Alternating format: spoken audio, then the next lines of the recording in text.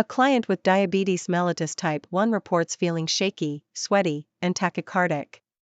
The nurse should first A. Administer insulin. B. Check the client's blood sugar. C. Give the client a glass of water. D. Encourage the client to rest. Answer B. Rationale: the client's symptoms are consistent with hypoglycemia. It's vital to check the blood sugar first to confirm. Question 2. Which is the primary action of insulin? A. Converting glucose to glycogen. B. Breaking down glycogen to glucose. C. Promoting fat breakdown. D. Inhibiting protein synthesis. Answer A. Rationale: insulin facilitates the conversion of glucose to glycogen for storage. Question 3. Diabetic ketoacidosis, DKA, is characterized by A. Hypoglycemia, dehydration, and acid-base imbalance. B. Hyperglycemia, ketonuria, and acid-base imbalance. C. Hyperglycemia, hyponatremia, and fluid overload. D. Hypoglycemia, ketonuria, and metabolic alkalosis. Answer B. Rationale: DKA is characterized by hyperglycemia, ketonuria, and acidosis. Question 4. A client with diabetes is prescribed metformin. Which organ should the nurse closely monitor for potential side effects? A. Liver. B. Kidneys. C. Heart. D. Lungs. Answer B. Kidneys. Rationale: metformin can affect renal function, so it's essential to monitor kidney function. Question 5. Which of the following symptoms is not associated with hyperglycemia? A. Polydipsia. B. Polyuria. C. Polyphagia. D. Bradycardia. Answer D. Bradycardia. Rationale: bradycardia is not a symptom of hyperglycemia. The other options are classic signs. Question 6.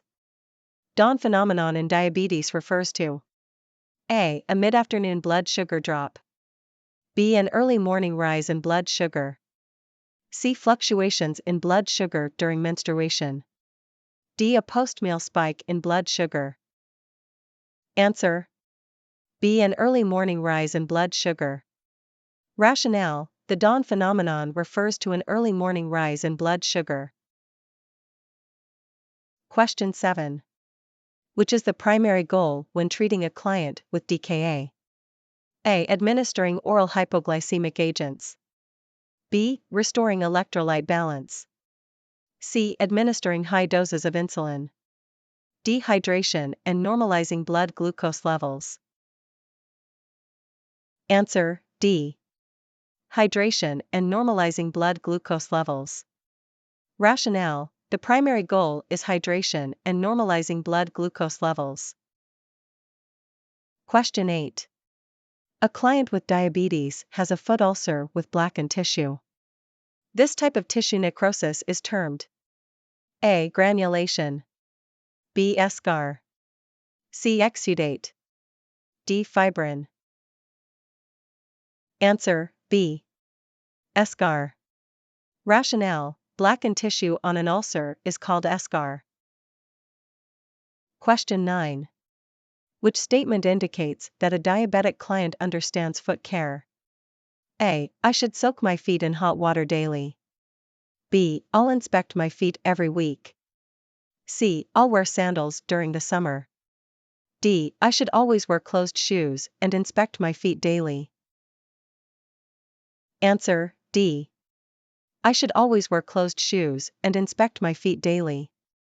Rationale: daily inspection and wearing closed shoes can prevent injury and promote early detection. Question 10. Which of the following is not a rapid-acting insulin?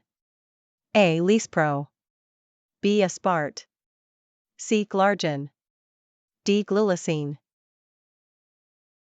Answer C.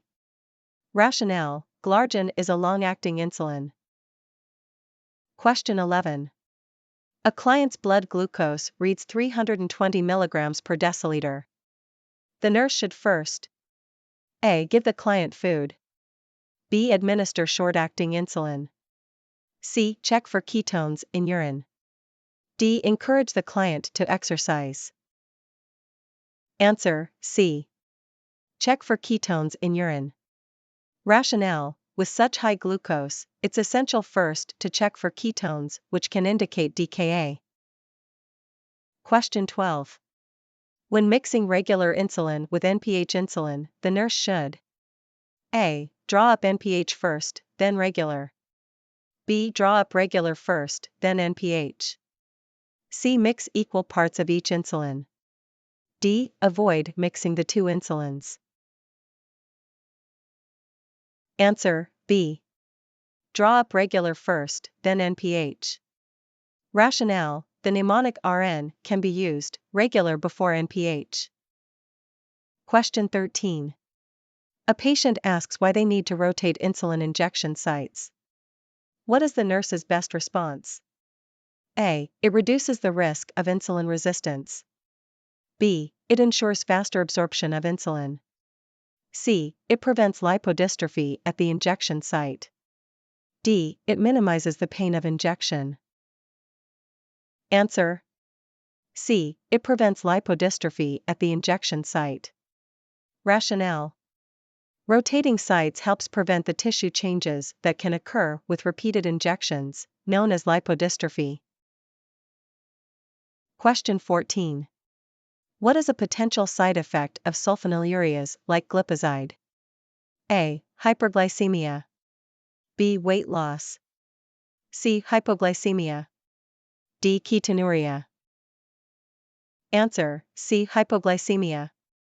Rationale: sulfonylureas stimulate the pancreas to release more insulin, which can lead to hypoglycemia. Question 15. A diabetic client is scheduled for a CT scan with contrast. What should the nurse do? A. Hold the client's metformin 48 hours before and after the procedure. B. Give the client an extra dose of insulin. C. Ensure the client fasts for 12 hours. D. Check for ketones in the urine. Answer: A. Hold the client's metformin 48 hours before and after the procedure. Rationale: metformin should be held before and after procedures with contrast due to the risk of lactic acidosis. Question 16. Which of the following is a primary risk factor for type 2 diabetes mellitus? A. Autoimmune response. B. Family history. C. Viral infections. D. Childhood obesity. Answer: B. Family history. Rationale: a family history is a significant risk factor for the development of type 2 diabetes mellitus. Question 17. When teaching a client about the Somogyi effect, the nurse should explain. A. It is a rapid drop in glucose levels after a meal. B. It is a morning hyperglycemia in response to overnight hypoglycemia. C. It is an expected elevation in glucose levels before breakfast. D. It is caused by insufficient evening insulin. Answer: B. It is a morning hyperglycemia in response to overnight hypoglycemia. Rationale: the Somogyi effect refers to morning hyperglycemia as a rebound from nighttime hypoglycemia. Question 18. A nurse is instructing a client with diabetes about sick day management. Which statement made by the client indicates an understanding of the teaching? A. I should stop taking my insulin when I'm sick. B. I should check my blood sugar every 4 hours when ill. C. I can skip meals if I don't feel like eating. D. I should drink less water to avoid vomiting. Answer: B. I should check my blood sugar every 4 hours when ill. Rationale: when sick, blood sugars can become erratic. Checking more frequently helps in better management. Question 19. Which statement about hemoglobin A1C is correct? A. It measures immediate blood glucose levels. B. It reflects average blood glucose over 1 month. C. It should be checked weekly in diabetic clients. D. It reflects average blood glucose levels over 2 to 3 months. Answer: D. It reflects average blood glucose levels over 2 to 3 months.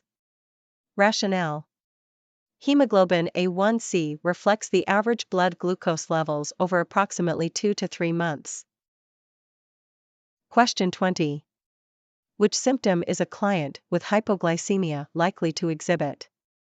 A. Deep, rapid breathing. B. Dry, flushed skin. C. Tremors. D. Fruity breath odor. Answer: C. Tremors. Rationale: tremors are a common symptom of hypoglycemia. Fruity breath is more associated with DKA. Question 21. A nurse teaches a client about self-monitoring of blood glucose levels. Which client statement requires further teaching? A. I will wash my hands before checking my blood sugar. B. I will calibrate the glucometer once a month. C. I will use the sides of my fingertips to reduce pain. D. I can store my test strips anywhere in my house. Answer: D. I can store my test strips anywhere in my house.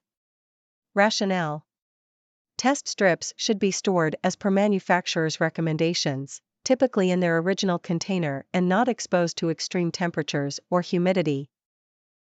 Question 22. A client taking pioglitazone, Actos, should be monitored for which adverse effect? A. Weight loss. B. Osteoporosis. C. Pulmonary edema. D. Thyroid dysfunction. Answer: C. Pulmonary edema.